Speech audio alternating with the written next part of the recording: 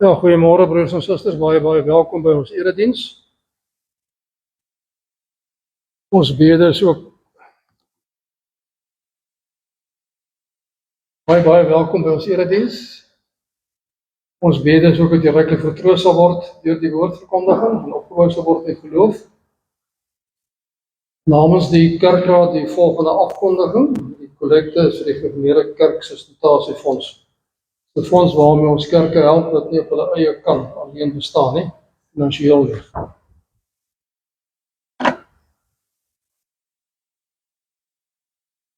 Jesaja 44 praat onder andere daarvan dat God goed vooruit voorspel en daarna laat gebeur. Mens kan dit baie duidelik sien in die geskiedenis van Josef, waar hy dan as Hebreërs gesê het homself bekend gemaak het. Dis nie julle wat my gestuur het nie. God het dit gestuur, en is die troost daarvan dat God selfs ook die kwaad wat mense doen, kan gebruik om sy wil te laat gebeur. Kom ons sing 148, verse 1, 6 en 7.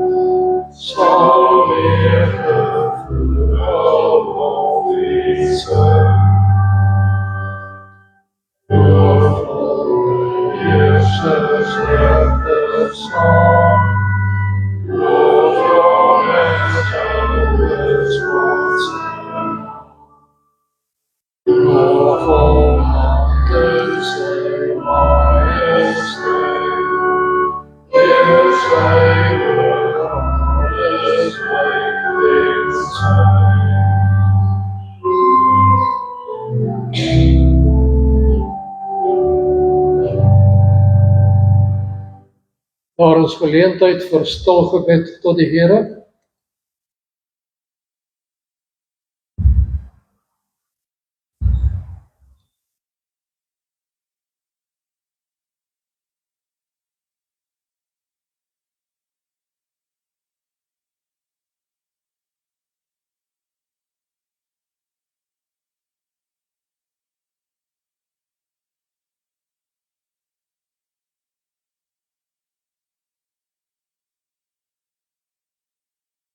Kom ons sing Psalm 118 vers 7 as bodem. Daarna ontvang ons die seëngoed van die Here en dan loof ons met vers 1 van Psalm 147.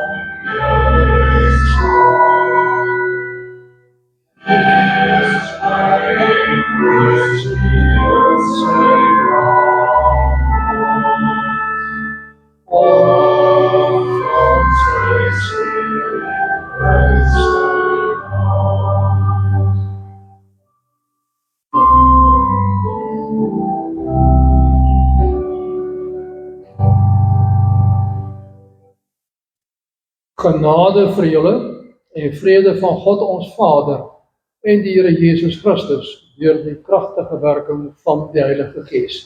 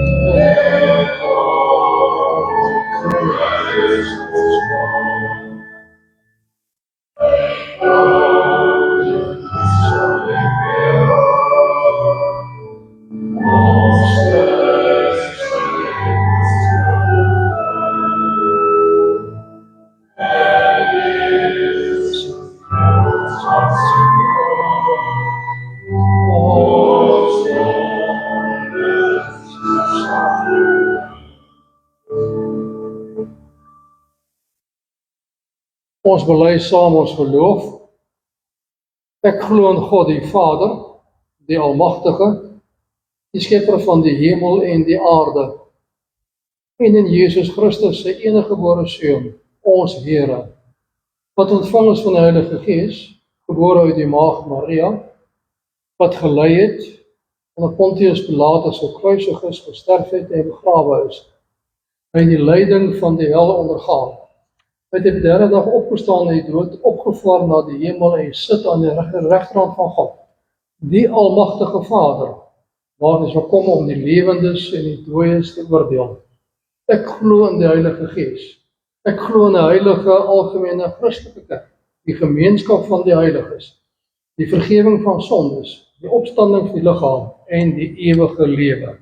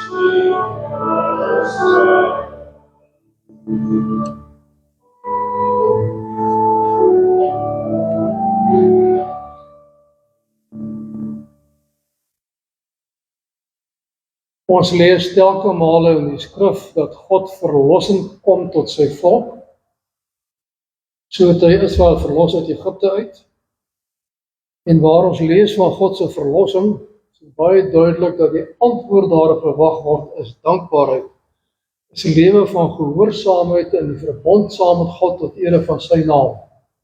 Die katekismes volg in 'n groot mate dieselfde lyn. Hy vra vir ons wat het ons nodig om van ons sondes verlos te word, en behandel daarmee saam dan die 12 artikels, en daarna die vraag van alles is genade alleen. God skenk vir ons alles uit genade alleen. Wat moet ons nou doen? Ons moet ons bekeer. En die bekering bestaan uit 2 gedeeltes. Die eerste gedeelte is die afsterwe van die ou mens. Ons sou al hoe meer en meer doelbewus minder sonde te doen, en die opstanding van die nuwe mens. En dan vraag 90 is die vraag, wat is die opstanding van die nuwe mens? Dit is deel van die daaglikse bekering.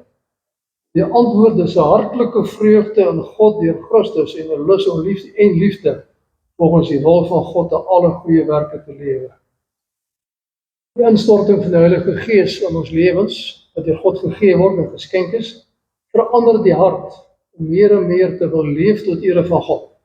Hartlike vreugde, blydskap om God te dien, en 'n lus en liefde om volgens al die goeie werke van God, om volgens vir die wil van God en alle goeie werke te lewe.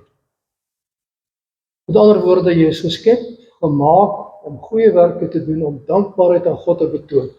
Wanneer jy hoor van jou sondevergewing, wanneer jy ervaar dat jou sondes vergewe is, onthou, dan moet daar 'n dankbaarheid kom, uitkom in jou lewe tot ere van God. Dan vraag 91, wat is goeie werke?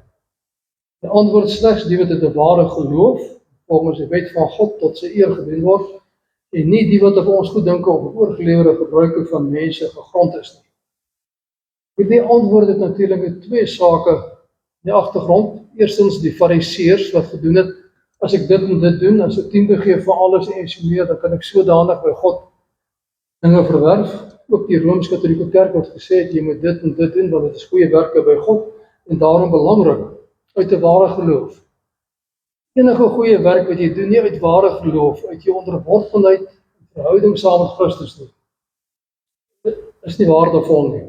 Volgens die wet van God, en dan vra ek vir ons daarna, wat is die wet van God, die 10 gebooie, wat ons almal baie goed ken, en daar volgens te leef, dat ons God alleen loof en eer.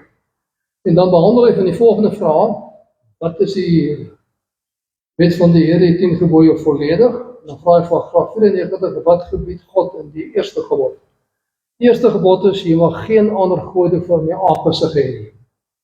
Die antwoord dan, ek moet ter wille van my siel heil en saligheid alle afgoderry, towery, waarseur, bygeloof, aanroeping vir heiliges of ander skepsels vir my en daarvan wegvlug. Die aanroeping vir heiliges of ander skepsels is spesifiek gemik op die Rooms-Katolieke Kerk, se heiliges wat vir mense kan help, volgens wat hulle leer. Ek moet dit vir my en daarvan wegvlug. Nie enige ware God reg leer ken, hom alleen vertrou, my slegs hom met alle nederigheid en geduld onderwerp, en van hom alleen alle goeie dinge verwag. Met hom met my hele hart lief hê, vrees en eer, sodoende sien ek eerder van alle skepsels af, as in die minste teen sy wil te handel. As ek God volledig vertrou, myself aan hom onderwerp, dan betoon ek dankbaarheid aan hom. As ek hom reg ken, soos myself bekend gemaak het in sy woord, dan betoon ek dankbaarheid aan God vir dit wat hy gedoen het, en alleen alle goeie dinge van hom verwag. Wat is afgoderry? Die antwoord is in plek van die enige ware God, wat hom in sy woord openbaar het, of naas om iets anders uit te dink of te hê waarop jy jou vertroue stel. Van oor God alleen te vertrou, is die gene van alle goeie goed. Kom ons hoor ek wat sê Christus in Matteus 22, samenvatting van die 10 gebooie. Toe die fariseërs hoor dat Jesus die Sadduseërs die mond gesnoer het, en mekaar gekom een van hulle, 'n wetgeleerde het om te vra om weer vasdryf. Meneer vra hy, wat is die grootste gebod in die wet? Jesus antwoord hom, jy moet die Here jou God lief hê met jou hele hart, en met jou hele siel en jou hele verstand. Dis die grootste en eerste gebod. Die tweede wat jy gelyk staan is, en jou naaste lief hê vir jouself. En hierdie 2 gebooie is die hele wet en die profete saamvat. In die begin was hy daar, ons het homself gehoor, ons het met sy eie oë gesien, ja, ons het gesien en met ons hande aan hom geraak. Hy is die woord, die lewe. Die lewe het gekom. Ons het hom gesien en getuie daarvan, en ons verkondig aan julle die ewige lewe, wat by die Vader was en aan ons openbaar is. Dis nou die boodskap wat ons nou gehoor het, en aan julle verkondig, God is lig, en daar is geen duisternis in hom nie.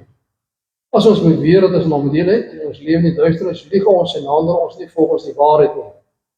Maar as ons die lig lewe soos die lig is, en ons mekaar deel aan dieselfde gemeenskap, en reinig die bloed van Jesus sy seun ons van elke sonde. As ons beweer dat ons nie sonde het nie, bedrieg ons onsself en is die waarheid nie in ons nie. Maar as ons sondes bely, hy is getrou en regverdig. Hy vergewe ons sondes en reinig ons van alle ongeregtigheid. As ons beweer dat ons nie gesondig het nie, maak ons hom tot leenaar en is sy woord nie in ons nie.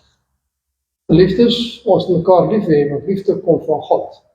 En elkeen wat lief het, is 'n kind van God en ken God. Wie nie lief het nie, het geen kennis van God nie, want God is liefde. Hierin is God se liefde geopenbaar, sy enigste seun in die wêreld te verstuur, sodat ons hierom die lewe kan hê. Werklike liefde is dit, die liefde wat ons vir God het nie, maar die liefde wat hy ons bewys het deur sy seun te stuur as versoening vir ons sondes. Geliefdes, as dit is hoe God se liefde aan ons bewys het, hoort ons mekaar ook lief te hê. Niemand het God nog ooit gesien nie, maar as ons mekaar lief het, bly God in ons en sy liefde in ons het ons volkome bereik. Hieraan weet ons dat ons nog bly en hy in ons, hy het ons sy gees gegee. Ons het gesien en is getuie daarvan die Vader die Seun as redder van die wêreld gestuur het. Die bely dat Jesus die Seun van God is, God bly in hom en hy in God. En ons ken die liefde wat God vir ons het en ons glo daarin. God is liefde. Wie in die liefde bly, bly in God en God bly in hom. In die liefde se doel volkome wat ons bereik. Ons het niks te vrees vir die oordeelsdag nie, want in hierdie wêreld leef ons reeds deur die liefde net soos Jesus. Maar liefde is daar geen vrees nie, maar volmaakte liefde verdryf vrees. Want vrees verwag straf. En wie dan vrees het nie volmaakte liefde nie. Ons het lief omdat God ons eerste lief gehad het. As iemand sê ek het God lief, en hy haat sy broer, is hy 'n leienaar. Want wie sy broer wat hy kan sien nie lief het nie, kan onmoontlik vir God lief hê wat hy nie kan sien nie. En hierdie gebod het ons hom gekry, vir God lief het, moet ook sy broer lief hê. Kom ons sing Psalm 34 vers 6, daarna wat ons saam en daarna sing ons vers 8.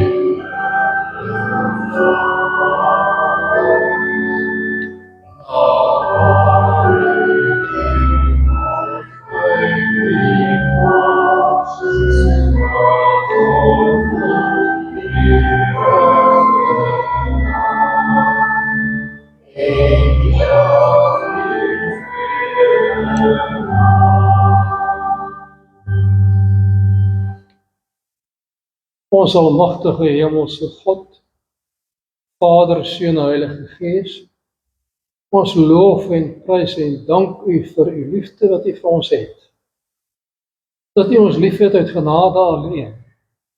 Ons verdien daar niks van nie. En juis daarom loof en prys en eer ons U, omdat U vir ons leer ook hoe om lief te hê. Skenk ons U wysheid, U krag, U genade, en laat ons U van harte lief hê, en ons naaste is onsself. Laat ons elke dag in liefde lewe, sodat U naam verheerlik kan word, en almal kan weet dat ons kinders van U is. Wil ons nou self deur die woord vertroos, versterk, bemoedig en vermaan, om so te leef dat U naam alleen in alles in verheerlik sal word. Omvou ons met U barmhartigheid, met U genade, en wil U self seker maak dat U woord reg verkondig word, tot ere van U naam en tot opbou van ons geloof. Maak ons harte oop vir U woord, en laat U woord ons vrugte laat dra, vrugte van liefde tot ere van U naam. Wees U nou in ons midde, en vergeef ons al ons baie sondes, in Jesus Christus naam se naam. Amen. Oh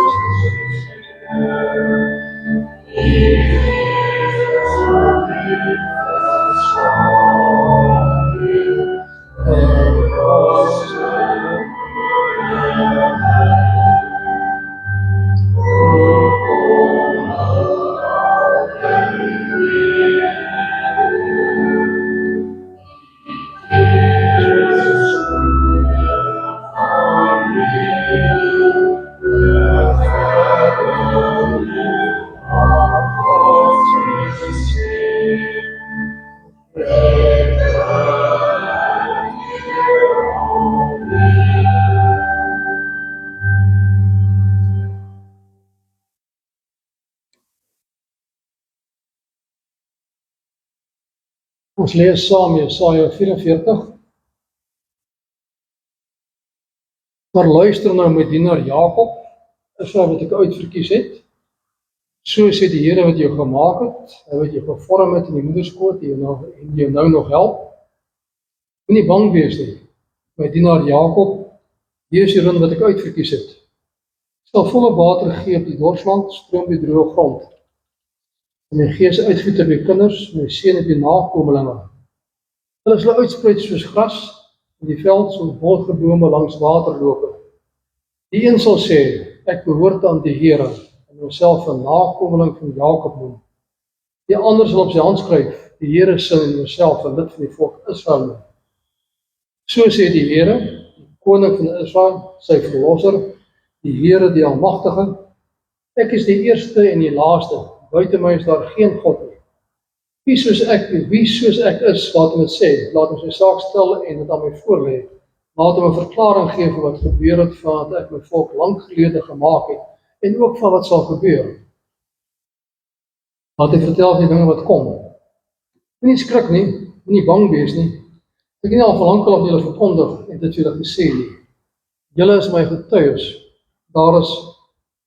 Is daar 'n God buiten my? Daar is geen ander rots nie, ek weet van geen een nie. Die wat afgodsbeelde maak, is self almal niks, die dierbare gode van hulle kan nie help. Die wat van hulle moet getuig, kan nie sien nie, kan nie verstaan nie. Die wat sulke gode het, word teleurgestel. Nie maak nou 'n God, het 'n beeld wat nie kan help nie. Almal wat so 'n God aanhang, word teleurgestel. Dit is gode wat deur mense gemaak is. En die wat hulle aanhang met mekaar oor 'n beslissing staan, verbuisterd en verleë. Die eystersmid vat 'n stuk gereedskap en werskaf en gloeiende koring. Met hamer vorm hy 'n beeld, met sy gespierde arm maak hy die beeld. Die smid eet en word nie swak nie, hy drink nie water nie en raak uitgeput. Die ambagsman wat hout gebruik, meet met sy maatlyn en merk die beeld se buitelyne af. Hy werk met buitels en trek sy maat met 'n pas af. Hy maak hom in die vorm van 'n mens. 'n Pragtige mens wat in 'n huis moet woon.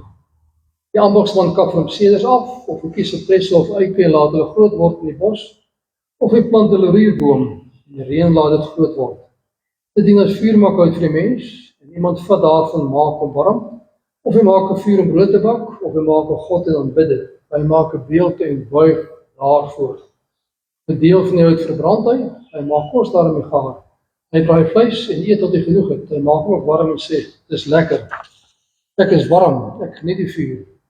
Van die hout wat oorbly, maak hy 'n god, 'n beeld, hy buig voor hom en aanbid hom. Hy bid hom en sê, red my want jy is my God. Sulke mense weet nie wat hulle doen nie. Hulle het nie insig nie, hulle oë is toegepluister. Hulle sien nie. Niks dring tot verstand deur nie. Hulle kom nie tot besinning nie. Hulle het te min kennis en verstand om te sê, gedeelte van die hout het ek verbrand. Die koning kos gaar gemaak, het vleis gebraai geëet, en hy moet wat oor self skielike afgod maak. Moet ek vir 'n stuk hout buig? Iemand wat hom met as besig hou, laat hom mislei deur sy eie verdraaide opvattings. Hy kan homself nie red nie. Hy vra homself nie af, is dit nie 'n leuen waarmee ek my besig hou nie? Dink hier aan Jakob, dink hier aan Israel, want jy is my dienaar. Ek het jou gemaak, jy is my dienaar. Ek sê nie verlaat nie, Israel. Ek het jou oortredinge, jou sondes uitgewis, hulle het verdwyn soos wolke, soos miswolke. Kom terug na my toe, want ek het jou verlos. Juig hemel oor wat die Here gedoen het. Jubel dieptes van die aarde. Wees bly en juig, berge en bosse, want die Here het vir Jakob, vir Israel verlos. Die Here het sy maglik blyk. So sê die Here jou verlosser, wat die moederskoot gevorm het. Ek is die Here, ek het alles geskep. Ek alleen het die hemel opgespan. Ek het die aarde gevorm, daar was niemand by my nie.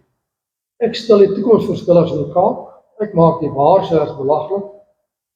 Ek weerlê die geleerde mense. Ek ontmasker hulle kennis as dwaasheid. Ek bevestig die woorde van my dienaar. Ek bring wat my boodskappers aangekondig het tot vervulling. Ek sê van Jerusalem, hy moet weer bewoon word, en van die stede van Juda, weer opgebou word. Ek self bou Jerusalem se ruïnes weer op. Sy verdiep waters van Babel droog op. Ek sê riviere laat opdroog. Ek sê vir Kores, jy was herder aangestel, jy my wil uitvoer, jy moet van Jerusalem sê, weer opgebou word en die tempel moet herstel word. Dan Romeine 18. God openbaar vanuit die hemelse toren oor al die goddeloosheid en ongeregtigheid van die mense wat die waarheid deur ongeregtigheid probeer onderdruk. Wat 'n mens van God kan weet, was immers binne hulle bereik, want God het binne hulle bereik gebring. Van die skepping van die wêreld af kan die mense die werke van God duidelik aflei, dat sy krag eeuwigdurend is en dat hy waarlik God is, hoewel dit dinge is wat 'n mens nie met die oog kan sien. Vir hierdie mense is daar dus geen verontschuldiging nie, omdat al weet hulle van God, sal hom nie as God eer en dank nie. Met hulle nasies bereik hulle niks nie, en deur hulle gebreke insig bly hulle in die duister. Hulle gee voor dat hulle verstandig is, maar hulle is dwaas. In die plek van die heerlikheid van die onverganklike God stel hulle beelde wat lyk soos verganklike mense, of soos voëls of diere of slange. Daarom gee God hulle in die drange van hart oor en gaan en aan sedelike onreinheid, so hulle gaan onder mekaar onteer. Dis hulle wat die waarheid van God verruil vir die leuen. Hulle dien en vereer die skepsel in plaas van die skepper, van die belofte kom vir ewig. Ons teksverse, Jesaja 44 vers 20. Iemand wat hom met as besig hou, laat hom mislei deur sy eie verdraaide opvattinge. Hy kan homself nie red nie, kan homself nie af nie. Is dit nie 'n leuen waarmee ek my besig hou nie? Geliefde broers en susters in ons Here Jesus Christus, dien jy 'n afgod? Is daar iets anders as God waarop jy vertroue stel? Ons sal almal bely dat ons God, soos hy self sy woord bekend gemaak het, alleen vertrou. En tog is dit noodsaaklik vir ons as sondige mense, wat tot sonde geneig is, om voortdurend ons lewe noukeurig te ondersoek, voortdurend jou sonde te bely en bid dat God jou oopmaak, te sien waar en wanneer jy met afgoderry besig is. So maklik om te struikel, te val daarom, iets anders as God alleen te vertrou.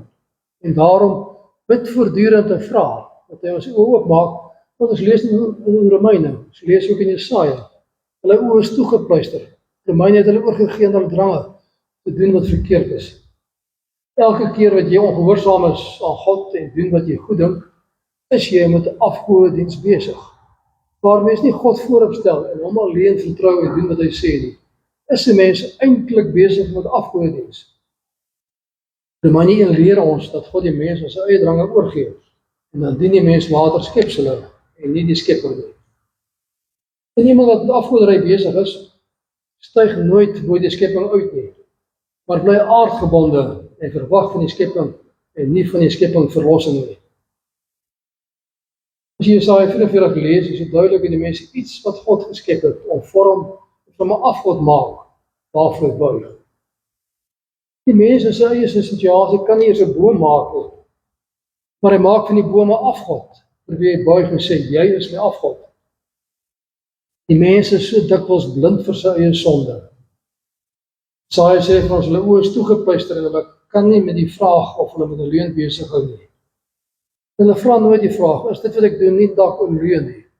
Is dit wat ek bestee aan onnodige goed, soos dobbelery en so meer? Is dit nie maar 'n afgod wat ek vertrou nie?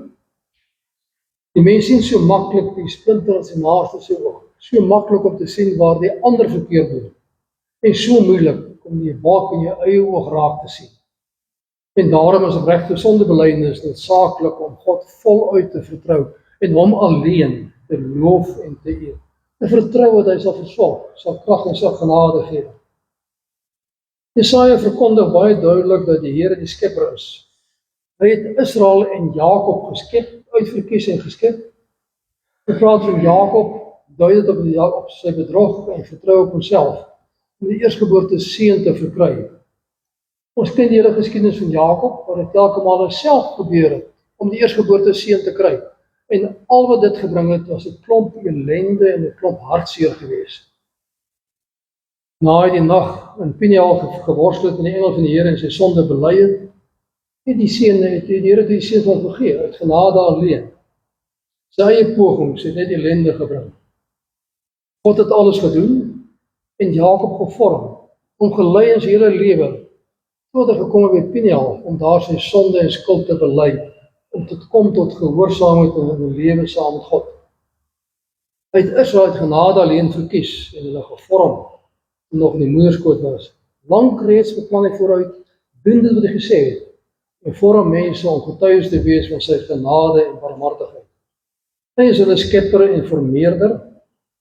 Die profeet kontrasteer dit wat God doen, met dit wat die afgode nie kan doen nie. Hy het geskep, hy weet wat gaan gebeur.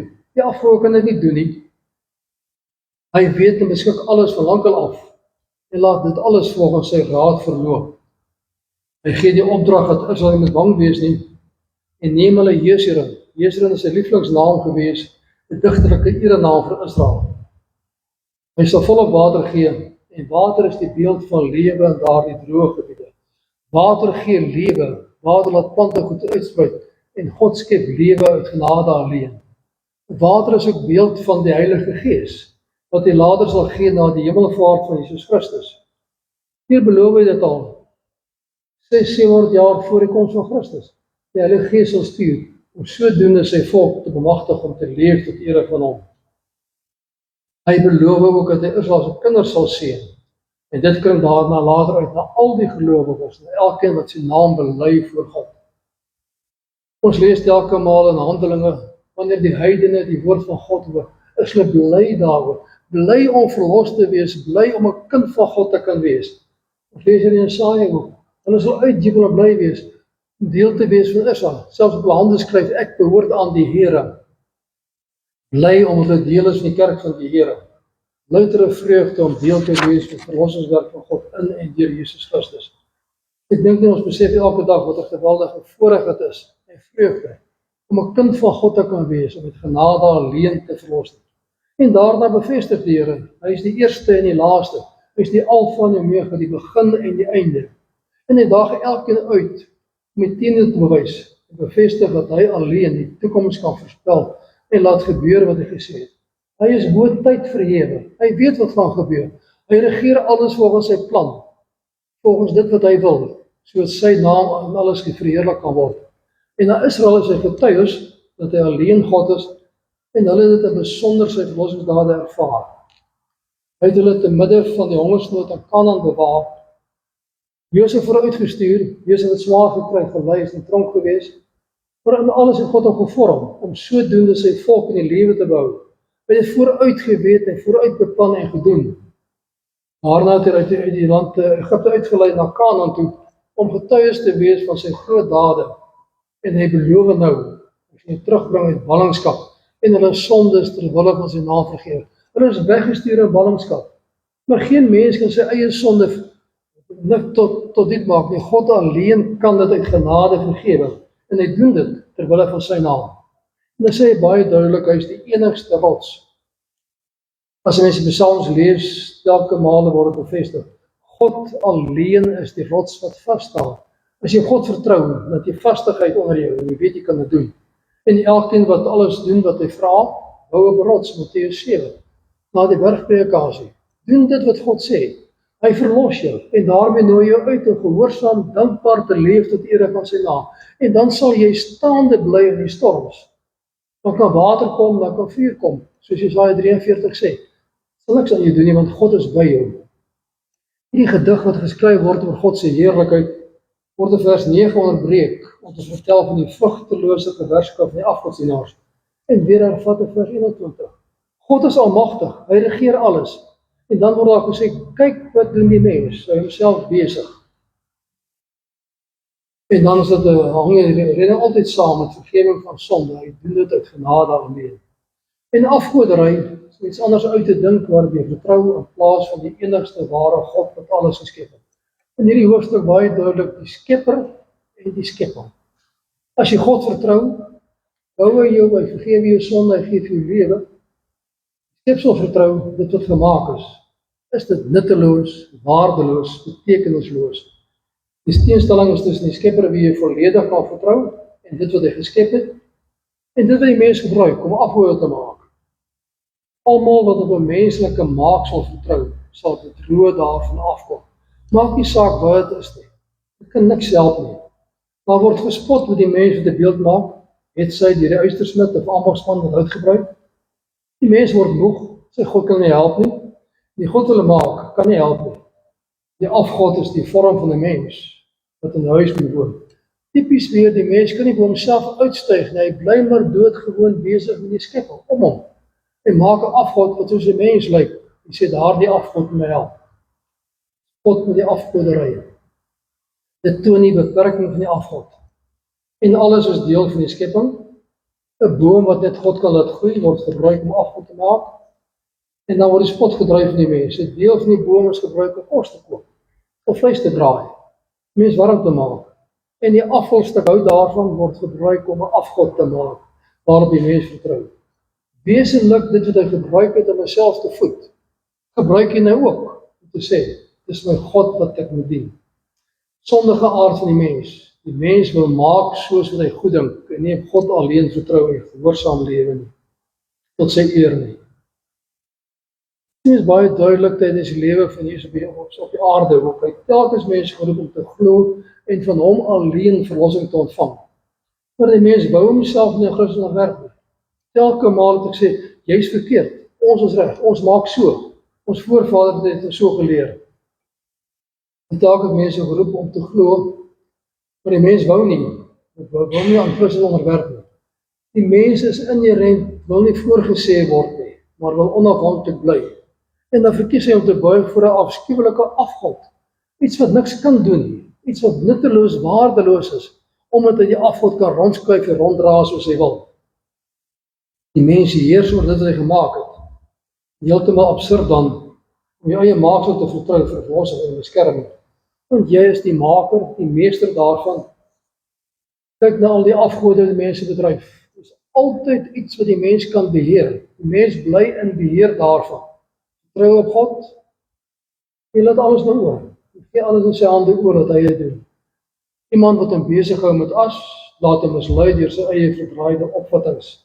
Kan homself nie red nie. En vra nooit of hy met 'n leuen besig is nie.